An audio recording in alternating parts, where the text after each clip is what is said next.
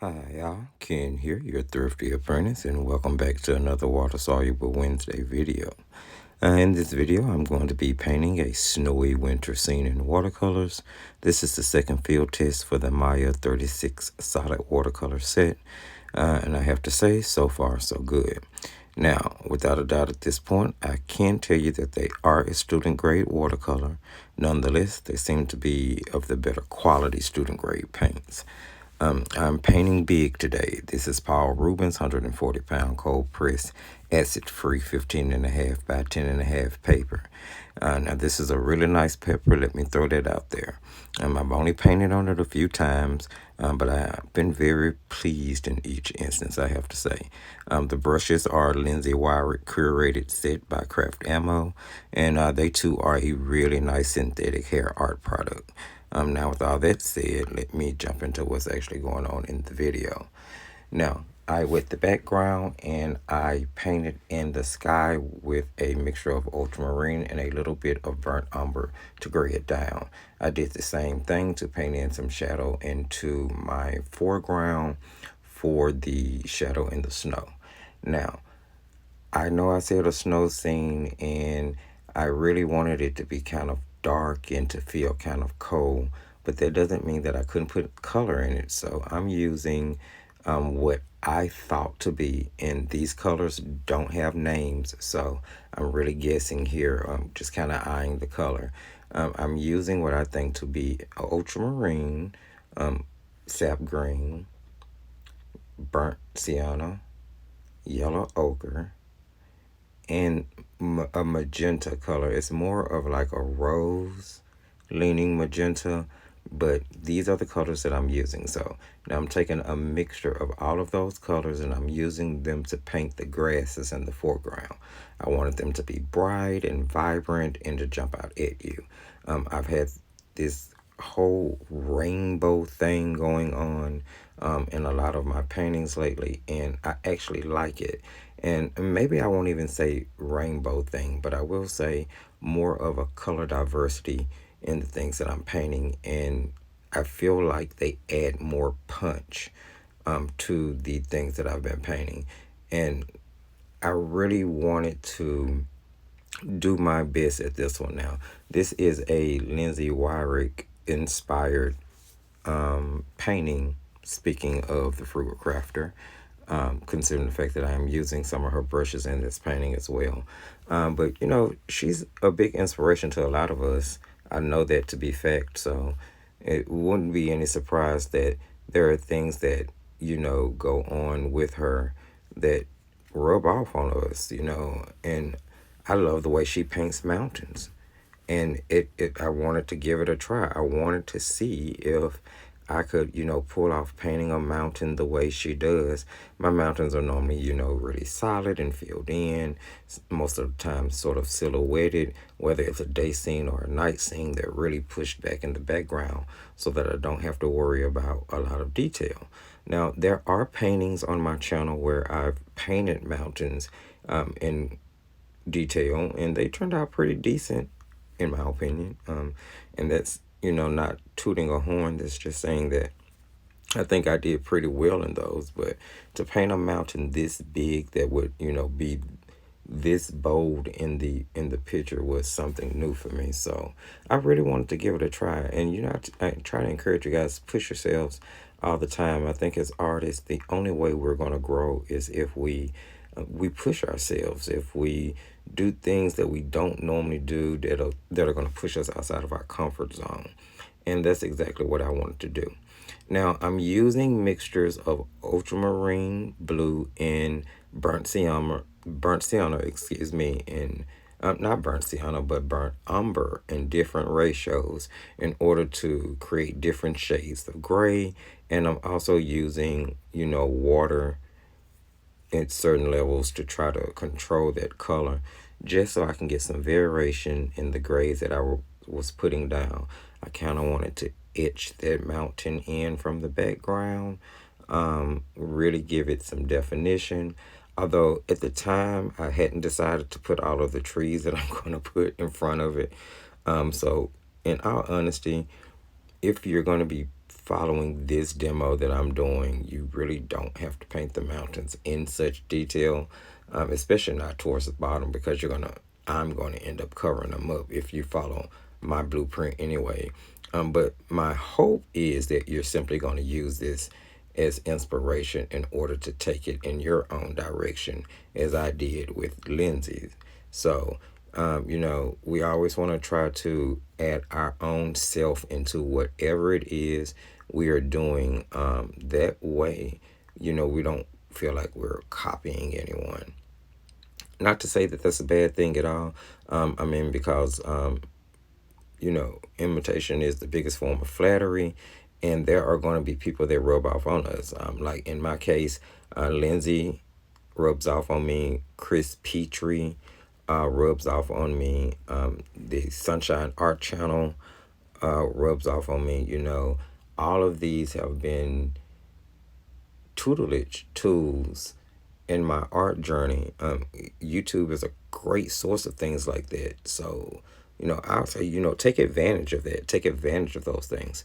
Oh, I'm so sorry. Stay focused. Stay focused, Ken. I got so off topic then. So here I am I finished up the mountain. I kind of brought the trail down into the middle or the mid ground, a little into the foreground, just kind of shadowing down. Now I'm replenishing all of the bright colors that I had on the palette because I painted in another little grass patch there just right at the corner of where that shadow was meeting. I thought it was a little too bold, so I covered it with some grass blades. Now, as I said, I was replenishing all of the colors here, and I'm mixing a dark because I decided I was going to go in and paint in a bunch of trees in the front. So what I wanted to do is kind of start lower than the midground, a little towards the foreground, and then I'm just going to paint in a bunch of evergreens. Now, of course, you guys know that a lot of my roots are in Mississippi, Illinois. A lot of my family are from Louisiana. So, like, the evergreen is ever a staple in my life.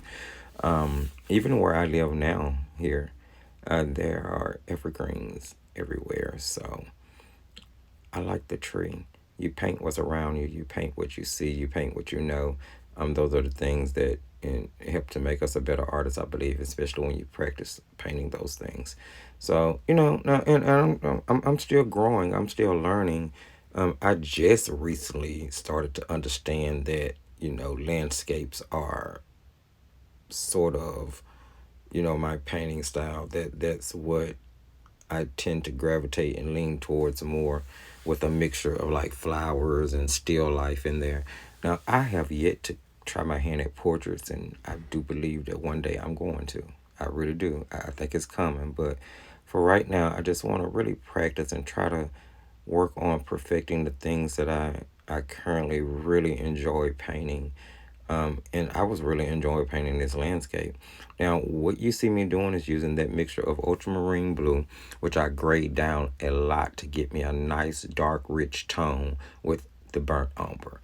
And as I paint in the evergreens, I'm grabbing any one of those 4 bright colors I have randomly and mixing it into the dark color as I paint in the evergreens. What I'm trying to do is give that dark color some variety as I paint so that it looks like there's some color.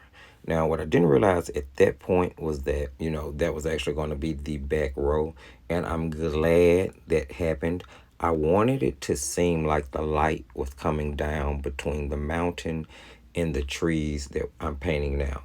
They are eventually going to become the back row of trees, quote unquote, and you'll get to see what I mean in a minute, because I'm going to paint another row of trees in front of these that are much darker in value, which would be in shadow, because as you see there, or as you're going to see, they're going to sort of be shorter than the trees that I'm currently painting. So this particular side of the tree patch, This one I was a lot more green leaning. I used a lot more of the sap greeny color in order to paint in the trees to the left hand side of the painting. I wanted to give a little color diversity and variety, sort of break up the fact that the trees to the right were so dark. Although I am going to go back and add a darker tree in front of those, which will come in a minute. I have an issue sometimes with controlling the saturation of my washes. So sometimes I'll have to paint an area twice in order to really get the coverage that I want. And that's something that I'm working on. I'm really practicing on it. And that's something that landscapes allow me to do. They give me the opportunity to practice those techniques that I feel like I really need to work on. It's my water to paint ratio has always been an issue, and it's something that I constantly strive to perfect and achieve. So, yeah, I think we all have that one thing, one or maybe even two things that we're working on like that. So now here you'll see I am painting in that second row of trees that I was telling you about.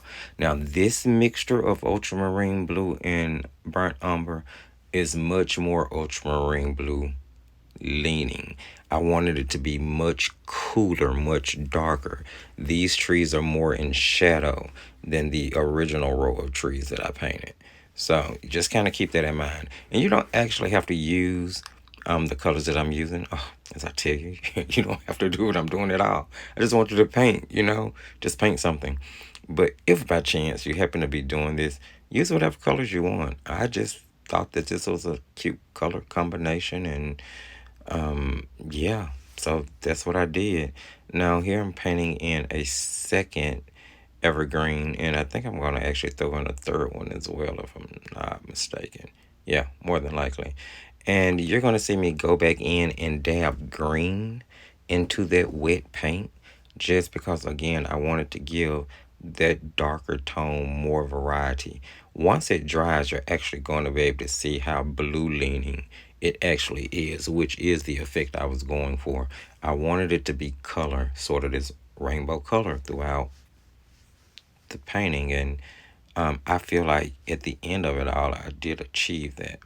Now I'm painting in this third tree, and I'm kind of blocking off what's left of the back row, and I really like the way that that layered and the way that they came out. At this point, I had gained better control over the ratio of water in my paint in order to achieve the effect that I was going for. So you have to paint for a while. This is why we paint every day, so that these things become muscle memory. They become things that we remember without having to think about it. Ooh, it's tough, but we work at it. That's what makes us better artists. The fact that we work at things. Now, once again, I'm refreshing all of those bright colors.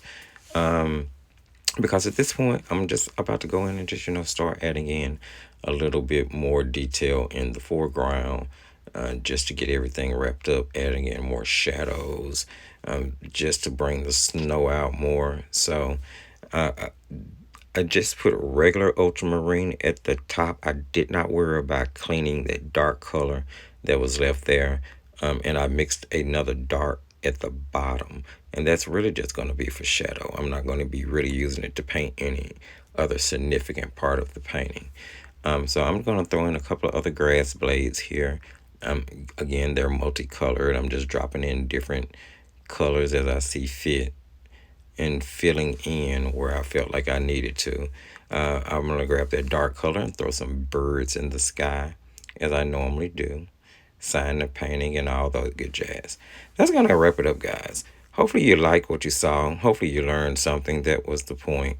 Don't forget to give the video a thumbs up just to show that you appreciate the content. Comment, let me know what you think. Share the video. Sharing is definitely caring, and it's going to help the channel grow. Don't forget that you can check all of the relevant links in the video description.